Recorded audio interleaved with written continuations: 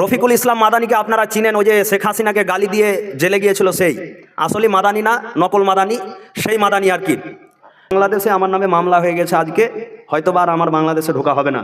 আমাকে 100টার অধিক সাংবাদিক আমাকে ফোন করেছে যে ভাই আপনি বাংলাদেশে ঢুকলেই অ্যারেস্ট হতে হবে। আছে কারণ বাংলাদেশে আমার নামে মামলা হয়ে গেছে আজকে, হয়তোবা আর আমার বাংলাদেশে ঢোকা হবে না। তারই জন্যই আমার বিপক্ষে কিছু কিছু বক্তারা মানে মামলা করেছে। তাই আর কি আমি খুব টেনশনের মধ্যে আছি। একটু ভিডিও করেন, আমার ওখানকার সাংবাদিক চেয়েছে।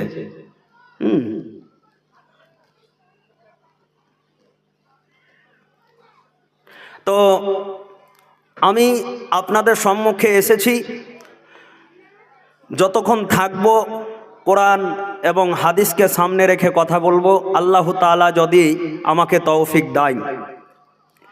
আমার বাড়ি মালদা, আপনারা সবাই জানেন এবং পোস্টারে দেখেছেন। আমি আজকে গত পরশুদিন বাংলাদেশ থেকে আসলাম। গতকালকে আমার লালগোলায় প্রোগ্রাম ছিল, লালগোলা থেকে সরাসরি আমি এখানে।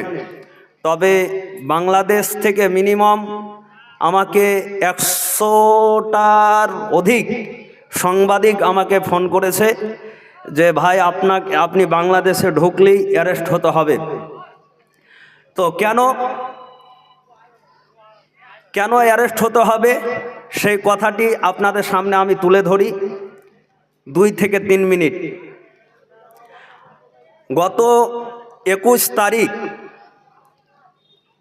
এই যে গত 21 তারিখ আমার বাংলাদেশে প্রোগ্রাম ছিল, চাঁপাইনবাবগঞ্জ কনসার্ট, একটা বিরাট বড় মাহফিল। তো সেখানে আমি প্রথম দিনের প্রধান বক্তা ছিলাম।